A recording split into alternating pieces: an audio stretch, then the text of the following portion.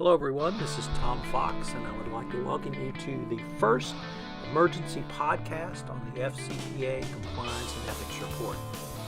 Today I visit with my good friend and colleague, Merrill Brink, Vice President Jay Rosen, and we talk about the Wells report on Deflategate. This is the situation where the New England Patriots were accused of deflating footballs before the AFC Championship game with Indianapolis last January, which gave them an alleged unfair advantage. The report came out yesterday. It's about 240 pages. It's been summarized in the press, and Jay and I go over what we believe are some of the key points of the report, but more importantly, the compliance and ethics angles from the report, how that would apply to the National Football League, how that would apply to the New England Patriots, and how that would apply to New England's quarterback, Tom Brady. As of this podcast was recorded on Thursday morning, May 8th, a statement was released by Brady's agent, which attacked not only the veracity of the report, the thoroughness of the report, but also indeed the National Football League. So we explore the anomalous situation where an employee accused of wrongdoing has now attacked the accuser, claiming that they colluded with other third parties to do a sting operation. And what does all that mean in the FCPA context? This is a longer episode. It comes in at just over 30 minutes. I hope you will enjoy it. Thank you very much for listening. Hello, everyone. This is Tom Fox, and I would like to welcome you to the first emergency FCPA Compliance and Ethics Report podcast. We are recording this on Thursday, May 8th. I'm with my good friend and colleague, Jay Rosen, and we're here to talk about the Deflategate and the report issued yesterday by the NFL regarding its findings around whether or not the New England Patriots violated league protocol and rules by deflating Patriot game balls, particularly before the AFC Championship game with Indianapolis. For those who don't know, I am a huge Tom Brady fan. I'm a pretty big Patriots fan, but I'm with Uber fan Jay Rosen. So we are both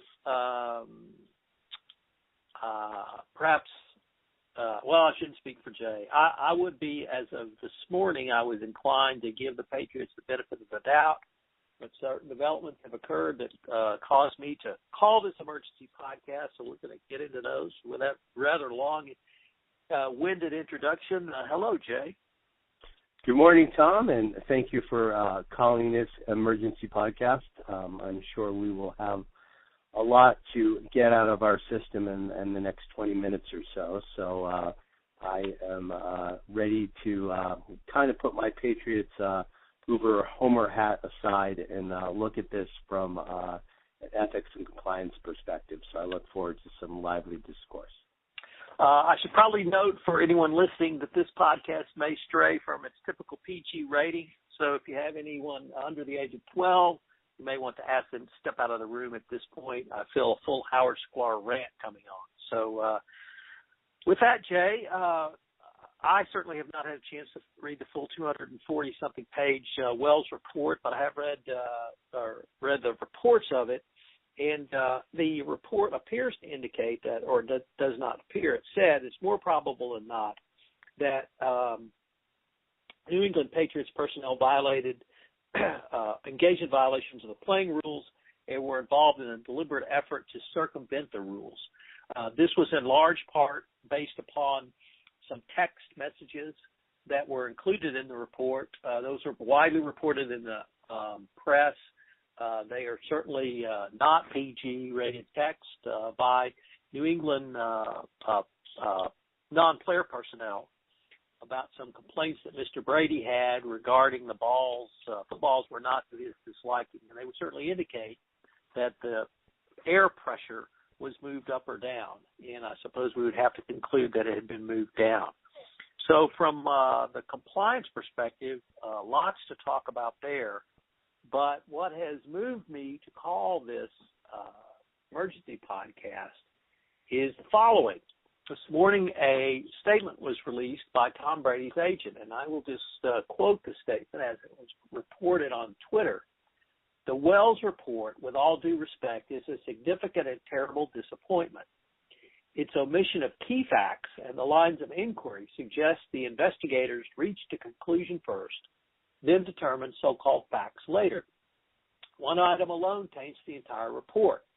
What does it say about the league office's protocols and ethics when it allows one team to tip it off to an issue prior to a championship game and no league officials or game officials notified the Patriots of the same issue prior to the game?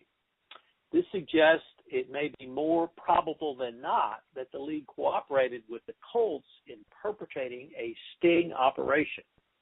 That comes from Tom Brady's agent, Don Yee. And after I read that, I was catapulted or perhaps launched into the stratosphere.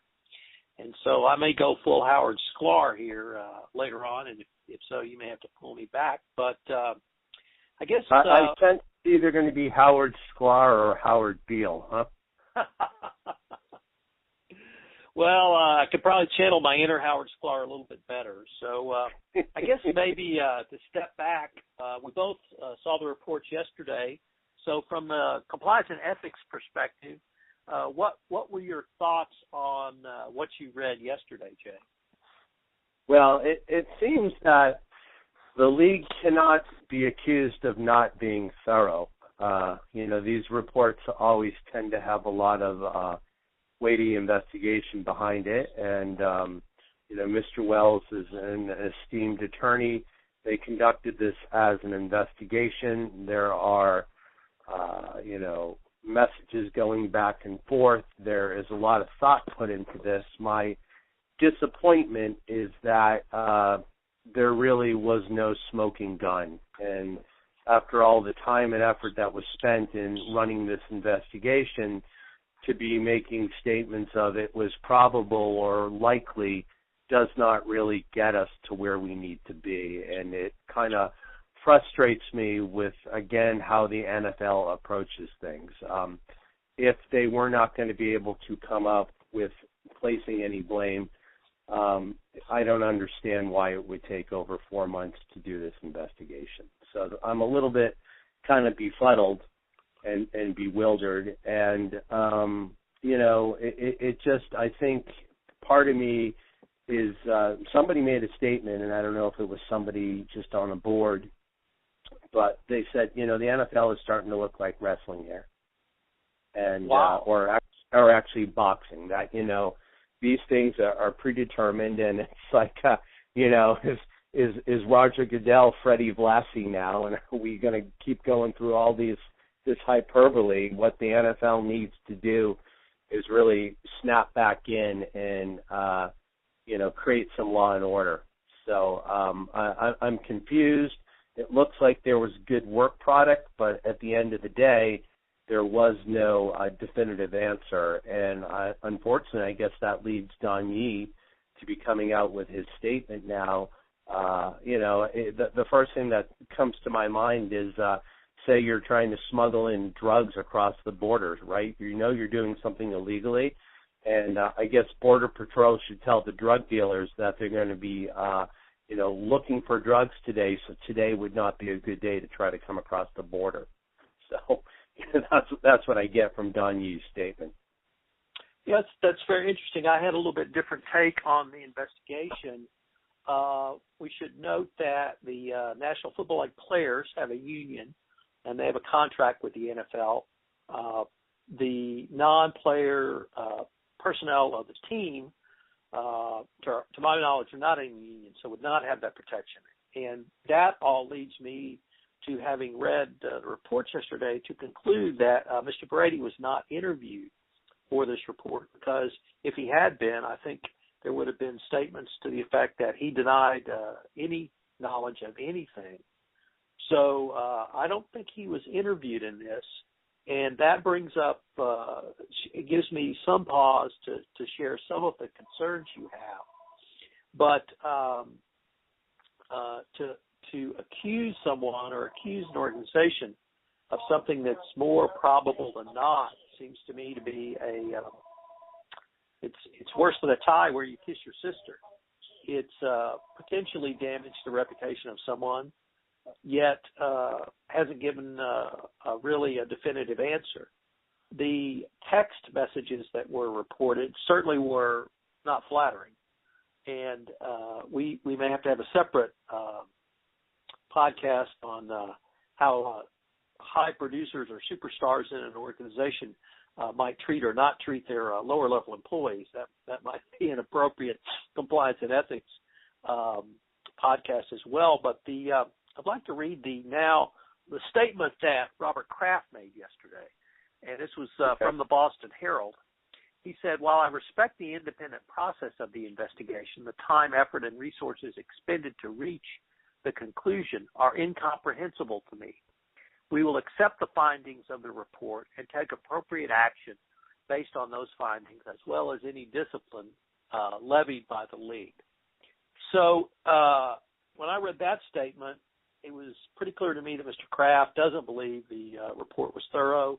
He's not taking ownership of anything that happened. And nevertheless, because there is no appeal process within the league at this point, other than I think would be appealed to the commissioner who's accepted the report, they're going to accept any discipline that the league may mete out. The thing, though, that really has set me over into full Howard Sklar mode is this statement by the agent.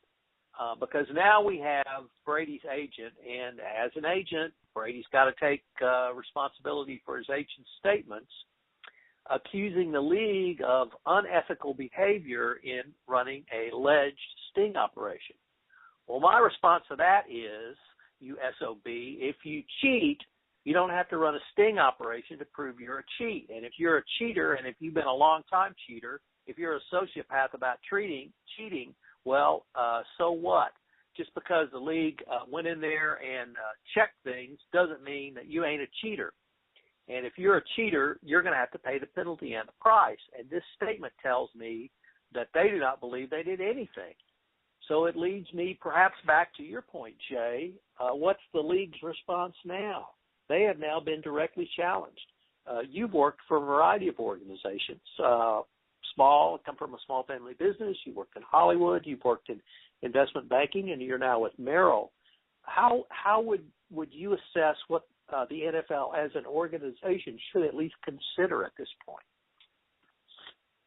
It's a very interesting and weighty question. I mean, one of the things that's somewhat frustrating about these type of affairs is that there are a lot of PR statements written, right? And these things are thought out before a statement is released.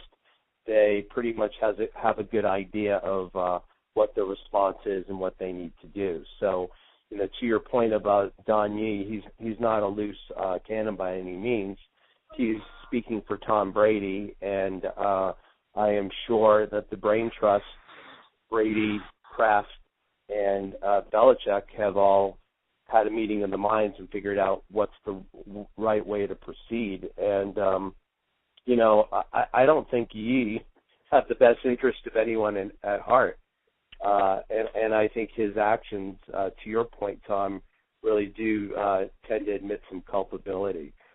In terms of, how you handle this within a large organization, I think once again it really calls into light what are the ethics and the policies and how they do things. And another point that I wanted to, bring up about just the Wells report is that there really was not a good protocol for managing these balls. And just imagine it's like 20 minutes before kickoff of the AFC championship and the footballs go missing and the refs don't know how to find them.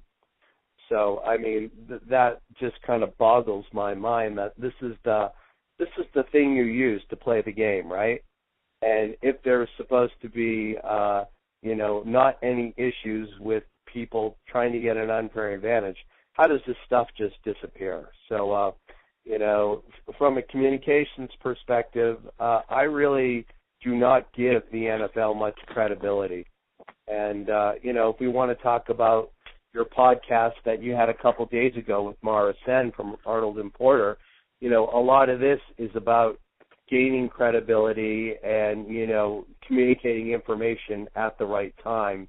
And, I think the NFL still has a long way to go. And just because you pull out a great law firm to run an investigation, if they aren't able to be conclusive, I don't know if you've really helped your cause at all. That's certainly an important part of any protocol. And one of the things that you talk about consistently, Jay, is to have a protocol in place so that when an incident, an emergency, a FUBAR, if something hits the fan, comes to light, you're not scrambling to try to simply react. You have thought through what your reaction is going to be, put the right people and products in place.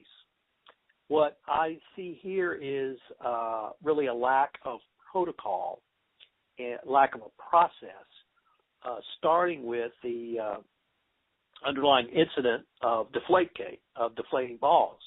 You spoke exactly about there's a period of time when the league officials, who are at game time, our NFL officials, were not in control of the actual tools needed to execute the event, i.e. the footballs. And so that's kind of the first problem with the protocol, that the footballs left the control of the league in the form of the league officials.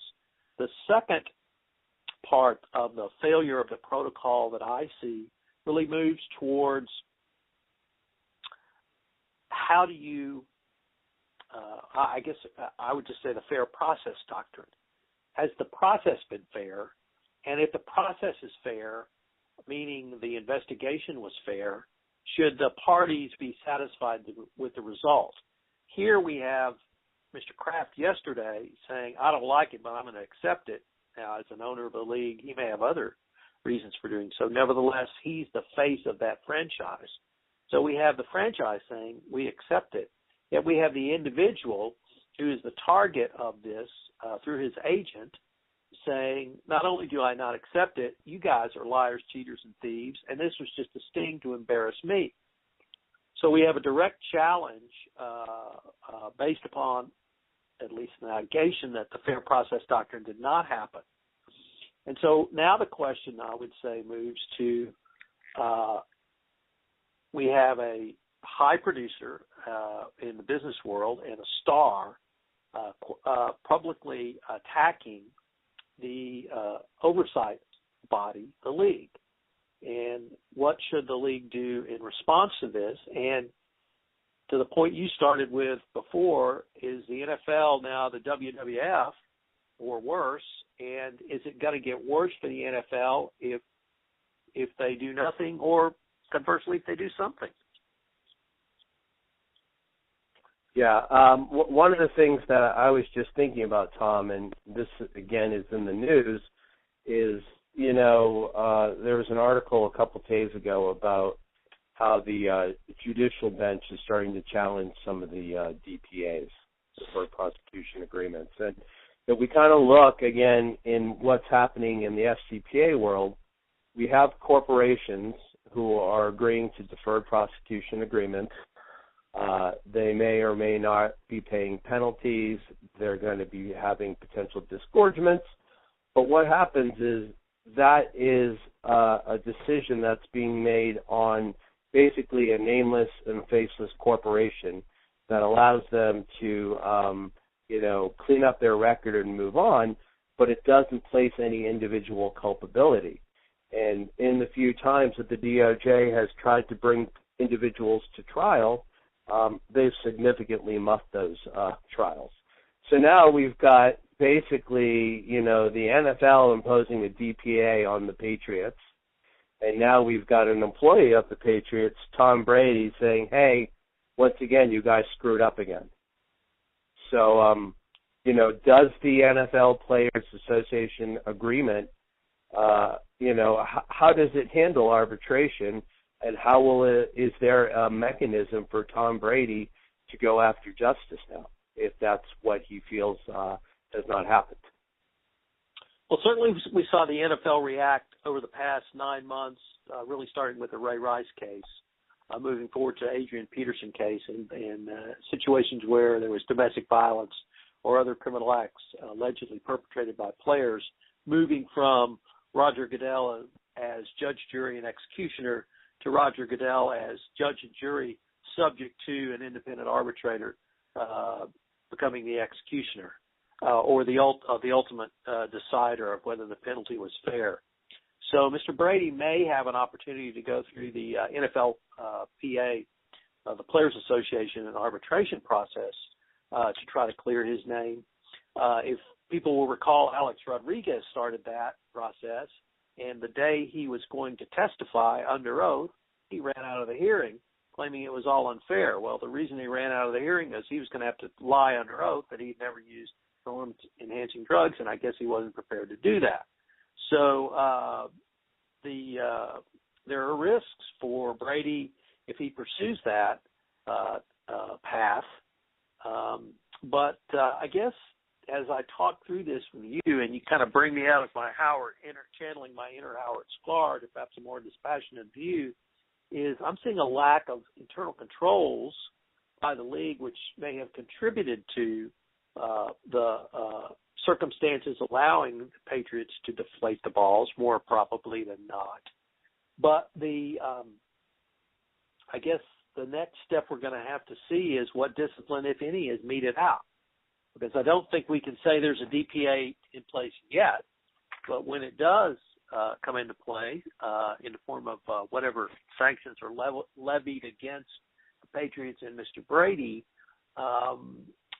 what might be the remedies or review available to either party? And what happens if the Patriots accept a finer penalty or loss of draft choices or other, and Brady says, not no, but hell no. You know, I'm going to arbitration. I did nothing wrong. And, in fact, you guys colluded with the Indianapolis Colts, who we stomped 45-7 in the championship game, just to try and take away from how bad we stomped on the Colts. So the next few days and few steps by the league, I think, are going to be critical in speaking to your point, and people like yourself who take the view that maybe the league needs to do something a little bit better or more thoroughly. So here's another thing. I'm just name-checking away. Yesterday, God,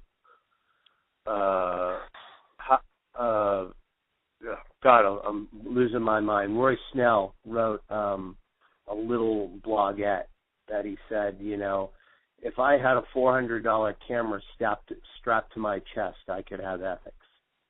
So if ethics and compliance is about what do you do when the camera's not on, and what do you do when you're not a big star, it determines who you are and what kind of person you are and whether or not you're an ethical person.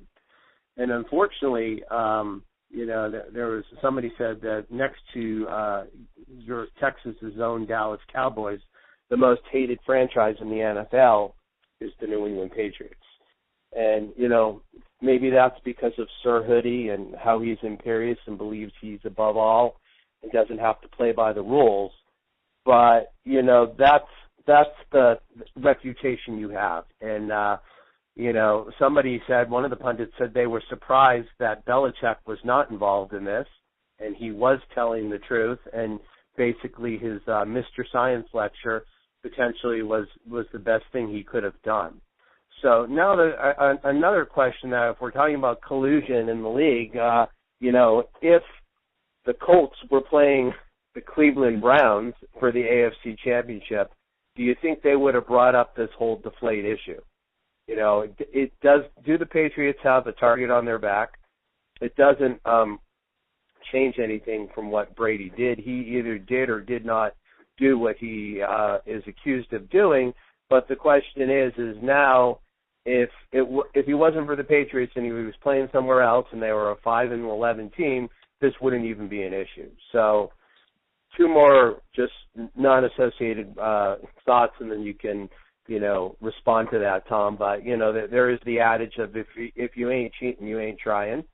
So everybody tries to get an angle, whether it's in business, whether it's in sports. So is this again just being put on the Patriots? There's a great article that I will send you written by Jackie McMillan, who covers the Patriots and all things Boston from ESPN Boston. Prior to that, she was a very well-regarded and well-known sports writer for the Boston Globe, and people used to read real paper newspapers.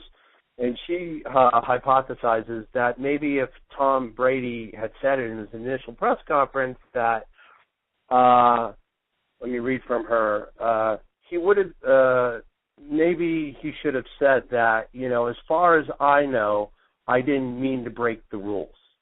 But, this is what I did, and, this is how I like my balls prepared, and this is what happened. But instead, he took a real, a very forceful line that he did nothing wrong. And I guess the thing that kind of bothers me at the end of the day is a lot of this is coming off to semantics. And it's probable, it's possible, maybe I should have. I mean, there still is an ethical breakdown here on how people are conducting themselves and then which people are being called to the mat for what they've done. And the last thing I'll send out there, and then I will stop talking, in the Jackie McMullen article, they also speak to Scott Zolak, who was a former backup quarterback in New England, and now he's a commentator. And he actually takes you through the way you prepare balls before a game, and you deflate them, you soak them in water, you rub them on AstroTurf, and you do all this stuff. When Scott Zolak left the New England Patriots, a young rookie from the University of Michigan, who was a 199th draft choice, Tom Brady, took over the job of preparing the footballs for Drew Bledsoe. So it's possible that this is something that Tom learned, that this is something that is standard operating procedure, and it's not only unique to him. But I don't see anybody else, with the exception of Aaron Rodgers, coming out and saying, look, I like my footballs done a different way too, and I like them overinflated. I like them at 16 PSI. So that's my New England Clam Chowder sports rant, and I'll leave you to respond or pick up any of those lines that you see worth speaking about.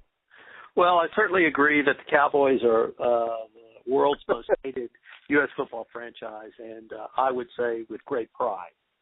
They should be. And they've been America's team for a long time, and when you put that moniker on your chest, you're going to get shot at, and at least figuratively. And Jerry Jones doesn't help that by being one of the great jerk owners in the world. But they've never been convicted of cheating. The New England Patriots have. Spygate. You have a known organization known for cheating. And to the point of whether or not this would have been brought up by the Colts if they were playing the Browns, I'm not aware that the Browns have been caught cheating. Being stupid, drafting Johnny Manziel, maybe, but not cheating. And so you have a recidivist organization, and now, more probably than not, they cheated again. So it's a two-time loser.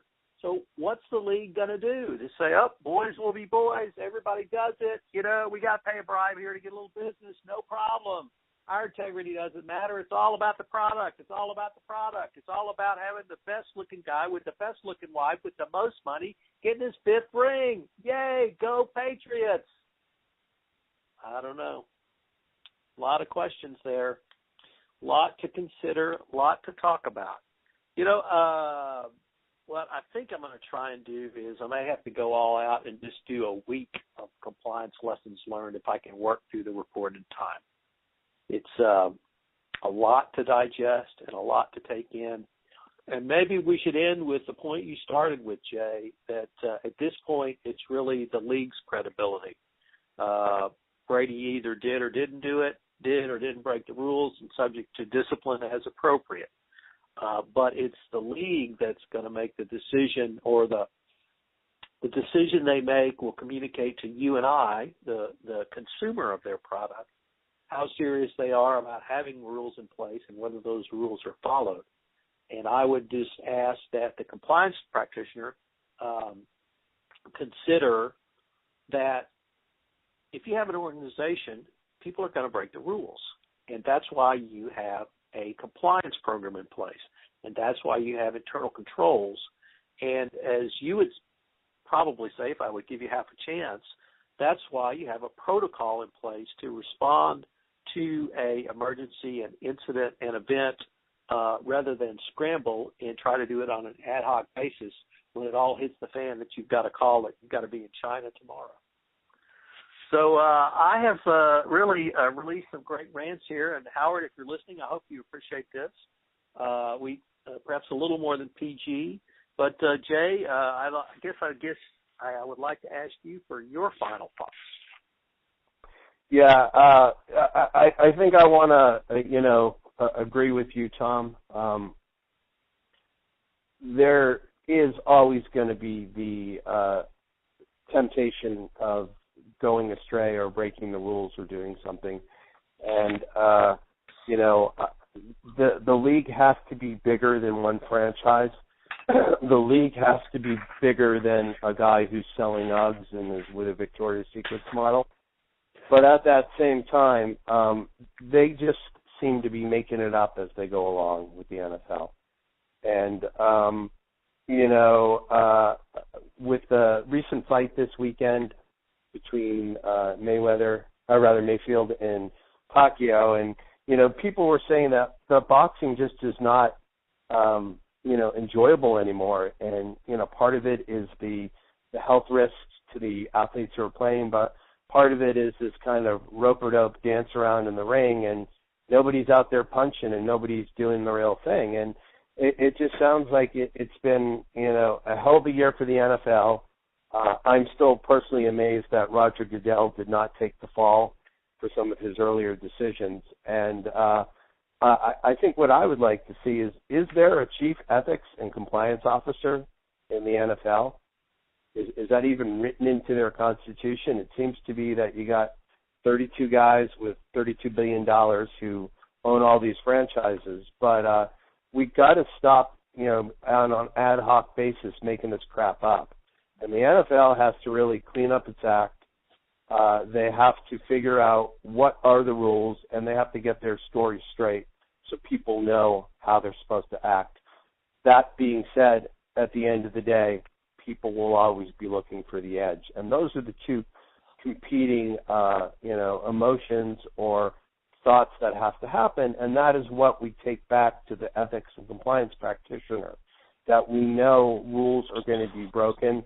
We have to clearly delineate and come up with bright lines where we can. And then when those rules are broken, there needs to be that protocol that is not made up on the fly, but that exists, and so people know the consequences to their actions. Well, Jay, this has been a really fascinating topic. I think you and I will probably be visiting on this further. If I could ask if anyone wanted to follow up with you on any of your comments or learn more about Merrill Brink, how would they do so? Thanks, Tom.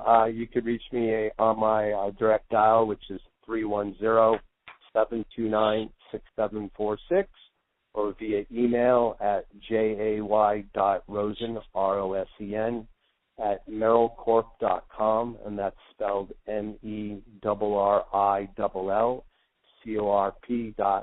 And Tom, look forward to what else comes out in the coming day, and I feel that we should be able to get a few more podcasts out of this, and it will have some more consequences than our series that we did on the Oscars earlier this year. All right, Jay, thanks a lot. Thanks, Tom. Bye-bye.